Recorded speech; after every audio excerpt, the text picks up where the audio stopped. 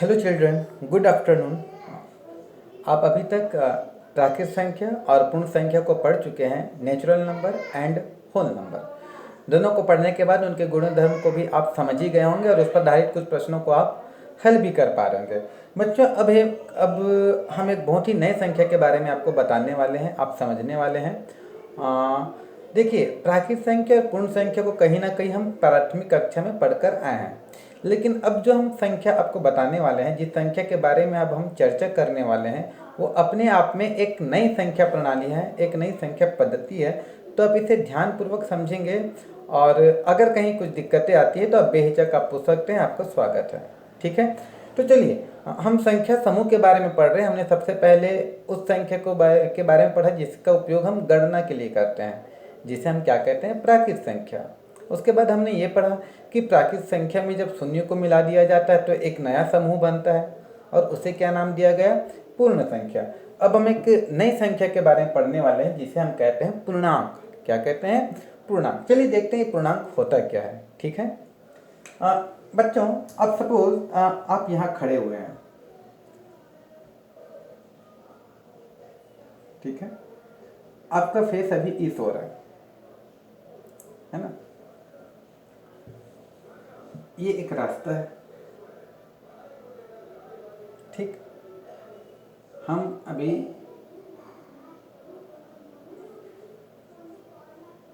इधर खड़े हुए हैं।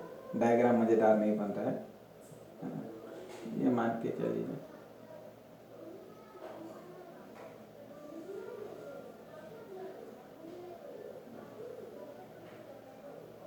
ये खड़े हुए हैं अभी बीच में और हमारा फेस उधर है ना। और हमसे कहा जाए कि चलिए डायग्राम को हटा ही देते हैं, मज़ेदार नहीं बना है।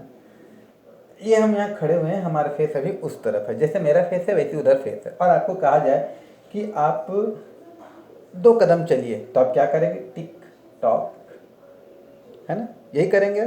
फिर से समझ लीजिए, अभी हम यहाँ खड़े हैं और हमसे कहा जाता है कि आप 2 कदम आगे चलिए, तो हम कैसे चलेंगे, 1 कदम 2 कदम, हम यहाँ पहुँच जाएंगे, ठीक है। लेकिन अगर ये कहा जाए कि आप 3 कदम पीछे चलिए, है ना, तो आप कैसे चलेंगे, ऐसे चलेंगे, पीछे की ओर बढ़ेंगे, ठीक है। अभी जब हम आपको कह रहे हैं कि 2 कदम आगे चलिए, तो आप इस दिशा में बढ़ रहे हैं, इस दिशा की ओर बढ़ रहे हैं। अगर आपको कहा जाए 2 कदम पीछे चलिए, तो आप इस दिशा की ओर चल रहे हैं। क्लियर है यहाँ तक, है ना। हम यहाँ से कह रहे हैं 2 कदम आगे चलिए, तो आप आगे की ओर चलेंगे, 2 कदम पीछे की ओर चलिए तो पीछे की ओर चलेंगे। तो अभी हमको पूरा सेंटेंस बोलना पड़ रहा है बच्चों। लेकिन अगर हम ये कहें कि 2 कदम चलिए, हम सिर्फ ये कहते हैं 2 कदम चलिए, तो फिर आप क्या करेंगे, रास्ता दोनों जगह है। आप यहाँ खड़े हैं, इधर भी रास्ता है, इधर भी रास्ता है, और आपसे कहा जा रहा है कि 2 कदम चलिए। तो ऐसे में बच्चों आप किस तरफ चलोगे, सामने की ओर चलोगे कि पीछे की ओर चलोगे, दिक्कत हो रही है ना। क्योंकि अभी ये 2 कदम, ये सिर्फ दूरी बता रहा है कि हमें कितना दूर चलना है, सिर्फ 2 कदम चलना बता रहा है, ये दिशा नहीं बता रहा है। बच्चों ध्यान दीजिएगा जरा, जब हम कहते हैं कि 2 कदम आगे चलो, तो जब हम आगे शब्द का प्रयोग कर रहे हैं तो दिशा हो गया। जब हम ये कहते हैं कि 2 कदम पीछे चलो, तो पीछे की ओर भी एक दिशा बता रहा है। लेकिन जब हम कहते हैं केवल कि 2 कदम चलिए, तो फिर हमें दिक्कत हो जा रही है, क्योंकि हमें ये तो पता है कि 2 कदम चलना है, लेकिन आगे चलना है कि पीछे चलना है ये क्लियर नहीं हो पा रहा है बच्चों, ठीक है। इस 2 कदम से ये क्लियर नहीं हो पा रहा है, क्योंकि ये सिर्फ मात्रा बता रहा है, दूरी बता रहा है, दिशा नहीं बता रहा है, ठीक है। दिशा दैट मीन्स आगे पीछे, लेकिन आगे पीछे तो शब्दों में हो गया। और हम जानते हैं कि गणित कैसी विषय है, संकेतों का विषय है, संकेतों का, चिन्हों का। इसमें शब्दों को चिन्हों के द्वारा लिखा जाता है, मिलाना है, इकट्ठा करना है। तो इसके लिए ये चिन्ह है जिसे हम कहते हैं जोड़ना, कम करना है, हटाना है, निकालना है, ये भी शब्द है। लेकिन इसके लिए हम किसका प्रयोग करते हैं, इसका। बराबर है तो हम इसका प्रयोग करते हैं, है ना। तो लगभग गणित में भाषाओं को, शब्दों को चिन्हों के द्वारा व्यक्त किया जाता है। तो आगे और पीछे के लिए भी कोई चिन्ह हो सकता है क्या, कोई ऐसी तरीका हो सकता है क्या जिससे हमें आगे पीछे ना बोलना पड़े और सिर्फ आप देख के समझ जाए कि आपको किधर चलना है? चलिए, एक समस्या आ रही है, इस पर बाद में बात करेंगे। अगला क्वेश्चन है बच्चों कि ये पेड़ है,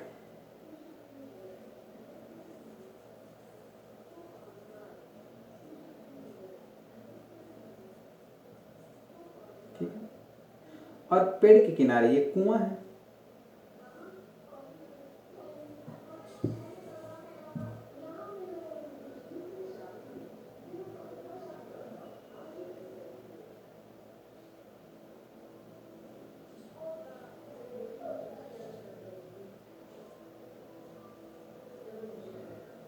ठीक है बच्चों, अब अगर कोई कहता है कि पेड़ की ऊंचाई, तो पेड़ की ऊंचाई मान के चलो 20 मीटर, कितनी है? 20 मीटर। और जस्ट इसके उल्टा हम बोले कुएं की गहराई, तो वो है 30 मीटर। ये हो गया हमारा जमीन की सतह। ऊंचाई को हम क्या बोल रहे हैं? 20 मीटर। गहराई को क्या बोलते हैं? 30 मीटर। देखिए, ऊंचाई मतलब ऊपर की ओर, और ऊंचाई का ठीक उल्टा क्या होगा? गहराई, नीचे की ओर। तो क्या हमारे पास कोई ऐसी तरीका है कि हमको ऊंचा और गहराई ना बोलना पड़े, हम सिर्फ बोलें, चिन्हों के द्वारा लिखें और समझ जाएं कि ये गहराई और ये ऊंचाई है? क्योंकि अगर हम सिर्फ बोलेंगे 20 मीटर तो समझ में नहीं आएगा, 30 मीटर गहराई बोलेंगे तो समझ में आ जाएगा, लेकिन सिर्फ 30 मीटर बोलेंगे तो समझ में नहीं आएगा। देखिए, एक तरफ क्या माप रहे हैं? ऊंचाई को, और दूसरी तरफ ऊंचाई का ठीक उल्टा क्या होता है? गहराई, है ना? गहराई ऊंचाई का ठीक उल्टा। तो क्या ठीक उल्टे आंकिक मानों को, है ना, ये अंकों में मान है, ठीक एक दूसरे के ठीक उल्टे आंकिक मानों को भी प्रदर्शित करने का कोई तरीका हो सकता है ना? देखते हैं। चलिए, एक और अपन एग्जाम्पल लेते हैं। देखिए, गर्मी के मौसम में जब बहुत गर्मी लगती है तो तापमान क्या होता है? 35 डिग्री होता है, 40 डिग्री होता है ना? 35 डिग्री से बढ़ के 40 हो जाता है, 45 में तो बहुत गर्मी, हालत पस्त हो जाती है हमारी, है ना? तो ये टेम्परेचर बढ़ते जा रहा है। जस्ट अपोजिट, जब बारिश की मौसम में, बारिश का मौसम आ गया तो टेम्परेचर थोड़ा कम हो गया होगा, सपोज 30 डिग्री हो गया, और कम होगा तो 25 डिग्री होगा, और कम होगा तो 20 डिग्री होगा। और ठंड में तो बर्फ जमने लग जाती है तो टेम्परेचर और कम कितना हो जाएगा? 4 degree Celsius, 2 degree Celsius, 1 degree Celsius, हो सकता है फिर जीरो। तो क्या जीरो में आकर रुक जाएगा टेम्परेचर? जीरो से और कम नहीं हो सकती है क्या? बहुत जल्द, जैसे कि हम विदेश में जाते हैं तो पूरा बर्फ ही बर्फ दिखता है, तो वहाँ का टेम्परेचर क्या जीरो ही होता होगा कि जीरो से भी कम हो सकता है? भाई, तो टेम्परेचर गर्मी में बढ़ते जाएगा तो ठंड में कम भी तो होते जाएगा। तो क्या कम होते होते शून्य में आकर रुक जाएगा कि इससे भी कम होगा? याद कीजिए, आप टीवी में सुने होंगे। अच्छा, अगर हम इसको लिखते हैं शून्य के 1, 2 degree Celsius, 3, 40 degree, 10 degree Celsius, 15 degree Celsius, तब 15 डिग्री सेल्सियस बोलेंगे तो समझ में नहीं आएगा कि शून्य से ज़्यादा वाला है कि कम वाला है ना? शून्य से ज़्यादा वाले के लिए तो चलो ये हो गया, कम वाले के लिए कैसे प्रदर्शित किया जाए? तो देखिए, यहाँ शून्य से अधिक मतलब गर्मी, शून्य से कम मतलब बर्फ। लेकिन अंकों में अगर मान लिखना हो हमें तो इधर तो चलो हमने लिख दिया, है ना, 10, 20, 30, 40, 50, लेकिन शून्य से कम वालों को लिए क्या लिखा जाए? इन्हें कैसे प्रदर्शित किया जाए? ठीक है। तो अभी देखिए, 3 उदाहरण देखें हम, चाहे आगे हो पीछे हो, ऊंचाई हो गहराई हो, गर्मी हो ठंड हो, हमें 2 प्रकार के मान प्राप्त हो रहे हैं, 2 प्रकार के अंक प्राप्त हो रहे हैं। लेकिन दोनों एक जैसे हैं तो समझ में नहीं आ रहा कि कौन आगे के लिए, कौन पीछे के लिए, कौन ऊंचाई के लिए, कौन गहराई के लिए है, कौन गर्मी के लिए और कौन ठंड के लिए है ना? क्योंकि दोनों संख्याएं एक जैसी है। तो इसी समस्याओं को दूर करने के लिए हमारे गणितज्ञों ने एक नई संख्या समूह का निर्माण किया, जिसे हम कहते हैं पूर्णांक। क्या कहते हैं? पूर्णांक। पूर्णांक में क्या कहा गया कि ठीक है, हम आगे जा रहे थे, अभी हम यहाँ खड़े हैं, जब हम आगे जा रहे थे तो हम क्या बोले? 2 कदम आगे। अब आगे नहीं बोलेंगे, अब सिर्फ करेंगे 2 कदम चलो।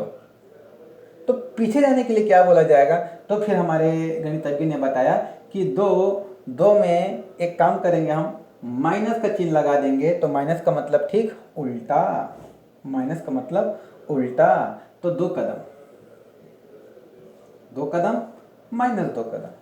देखिए बच्चों ध्यान दीजिएगा, ये 2 कदम क्या बताता है, आगे की ओर चलो। अरे माइनस 2 कदम क्या बताता है, पीछे की ओर चलो। 20 मीटर ऊंचाई, 20 मीटर ये क्या बताता है, ऊंचाई। और माइनस 30 मीटर ये क्या बताता है, गहराई। तो ये माइनस का चिन्ह है, यहाँ क्या चिन्ह है, यहाँ तो कोई भी चिन्ह नहीं है। तो यहाँ धन का चिन्ह है जिसको लिखा नहीं जाता है, यहाँ धन का चिन्ह है जिसको लिखा नहीं जाता है। ठीक है। गर्मी 0 डिग्री सेल्सियस से ऊपर तापमान गया 15 डिग्री सेल्सियस, नीचे की ओर आएगा तो क्या बोलेंगे, माइनस 15 डिग्री सेल्सियस। तो बच्चों अगर हम कहें माइनस 15 डिग्री सेल्सियस है तो हमारे दिमाग में क्या आना चाहिए, शून्य से कम मतलब बहुत ठंड है। और अगर हम कहते हैं 15 डिग्री सेल्सियस डैट मीन्स बहुत ज़्यादा ठंड नहीं है, ठंड है ना। अगर हम कहते हैं 40 डिग्री सेल्सियस डैट मीन्स बहुत गर्मी है। लेकिन अगर हम कहते हैं minus 40 degree Celsius that means वहाँ बर्फ ही बर्फ होगा। ठीक है, चलिए। तो अब बताइए, अगर हम कहते हैं कि आप 3 कदम चलिए तो आप किधर चलोगे, 0 है, 3 कदम 1 2 3 आगे की ओर बढ़ेंगे। अगर हम कहेंगे माइनस 3 कदम तो पीछे की ओर आएंगे। अगर हम कहेंगे 4 कदम तो आगे की ओर जाएंगे। अगर हम कहते हैं माइनस 4 कदम तो पीछे की ओर जाएंगे। अगर हम कहते हैं 5 कदम तो फिर आगे की ओर जाएंगे। अगर हम कहते हैं माइनस 5 कदम तो पीछे की ओर जाएंगे। दैट मीन अब देखिए हर एक संख्या 1 2 3 4 5 6 7 8 9 हर एक का ठीक उल्टी संख्या प्राप्त हो रही है, -1 -2 -3 -4 -5 -6 7 -8 -9 हर एक संख्या का एक विलोम ठीक उल्टी संख्या प्राप्त हो रही है। ये जो संख्या है ये हमें क्या बताती है, आगे की ओर। और ये जो है ये संख्या है ये हमें क्या बताती है, जिसमें माइनस का चिन्ह लगा है ऋण चिन्ह, वो बताते हैं पीछे की ओर। बच्चों ध्यान दीजिएगा, इसमें माइनस का चिन्ह नहीं लगा है, सॉरी इसमें माइनस का चिन्ह लगा है और इसमें नहीं लगा है, तो समझ जाइए यहाँ क्या चिन्ह है, धन का। सभी में क्या चिन्ह है, धन का। सभी में क्या चीज है, धन का, धन का, धन का, धन का चिन्ह। तो अब हम हमारी संख्याएं 3 प्रकार की होगी। जब हम चल ही नहीं, चुपचाप खड़े हैं एक जगह, हम चल ही नहीं रहे, तो मतलब हम क्या है, 0 में है, 0 कदम, चले ही नहीं है, 0 कदम। तो बीच में क्या हो गया, 0, और इधर गए तो 1 2 3 4। जब पीछे की ओर आएंगे तो -1 -2 -3 -4। तो ये हमारा क्या कहलाता है, धनात्मक संख्या, क्योंकि इसमें धन का चिन्ह है। ये हमारा क्या कहलाता है, ऋणात्मक संख्या, क्योंकि ऋण का चिन्ह है। और ये हमारा क्या कहलाता है, शून्य। बच्चों अब संख्याएं कितने प्रकार की हो गई हमारे पास, 3 प्रकार की। पहला धनात्मक संख्या जिसमें धन का चिन्ह होगा, ध्यान देंगे धन का चिन्ह होगा लेकिन लिखते नहीं है। दूसरा हो गया ऋणात्मक संख्या, मतलब शून्य तो है ही, शून्य, धनात्मक संख्या, ऋणात्मक संख्या, और इस पूरे को हम कहते हैं पूर्णांक। क्या कहते हैं, पूर्णांक। ठीक है बच्चों, एक क्वेश्चन आ रहा होगा कि सर इसमें जब माइनस का चिन्ह लिखते हैं इसमें धन का चिन्ह क्यों नहीं दिखता है। तो बेटा आपके पास धन रहेगा, पैसा रहेगा तो दिखाओगे थोड़ी ना, धन को दिखाया नहीं जाता है, धन को छुपाया जाता है। इसलिए धन के चिन्ह को यहाँ छुपा करके रखेंगे, जब जरूरत पड़ेगी तभी धन को दिखाया जाता है और तभी हम धन के चिन्ह को लिखेंगे भी। ठीक है बच्चों, तो ये था हमारा पूर्णांक कि शून्य, धनात्मक और ऋणात्मक संख्याओं के समूह को पूर्णांक कहते हैं। ठीक है बच्चों,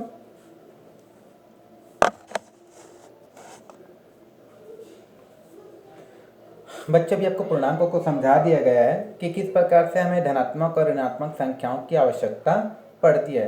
ध्यान देंगे बच्चों, ऋण चिन्ह का तात्पर्य यहाँ उल्टे दिशा से है, ठीक है, ठीक उल्टा, जैसे कि आगे तो पीछे, ऊंचाई तो गहराई, गर्मी तो ठंड, ठीक उल्टा अगर हमें प्रदर्शित करना हो तो हम वहाँ ऋणात्मक संख्याओं का प्रयोग करते हैं।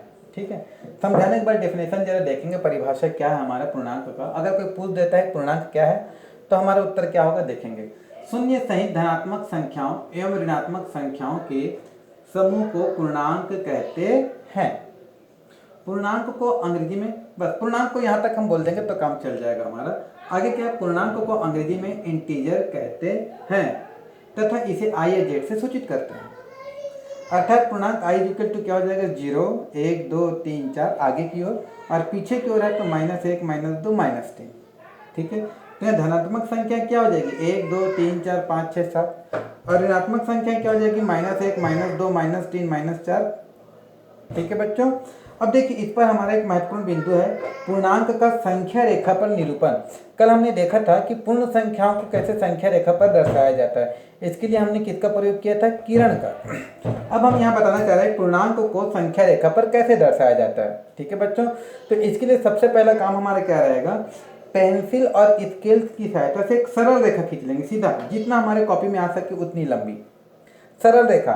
डेट मीन्स दोनों तरफ क्या होना चाहिए, तीर का निशान।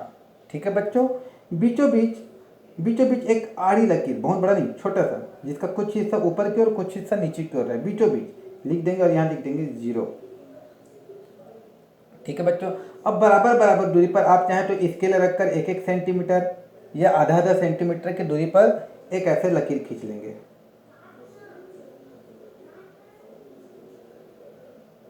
ये बहुत काम आने वाला है बच्चों, तो ध्यान से समझेंगे। ऐसे आड़ी लकीर खींच लेंगे बराबर दूरी पे, वही दूरी पर इधर भी खींच लेंगे। ध्यान ये देंगे बच्चों, दूरी बराबर होनी चाहिए। अच्छा होगा आप स्केल से माप लें। ये काम कर लेंगे, ये हो गया हमारा बीच वाला। बीच में क्या लिख देंगे, 0। अब यहाँ कुछ नहीं करना है, 1, 2, 3, 4, 5, 6, 7, 8, 9, 10 और इधर उधर क्या हमारा -1, -2, -3, -4, -5, -6, -7, -8, -9, जहाँ तक हमसे बन सकता है वहाँ तक हम लिख लेंगे बच्चों। ये हो गया हमारा संख्या रेखा पर पूर्णांकों को दर्शाना। अब अगर कोई कहे कि 3 को दर्शाओ तो ये हो गया हमारा 3। अगर कोई कहता है कि -4 को दर्शाओ, -4 किधर है, इधर है,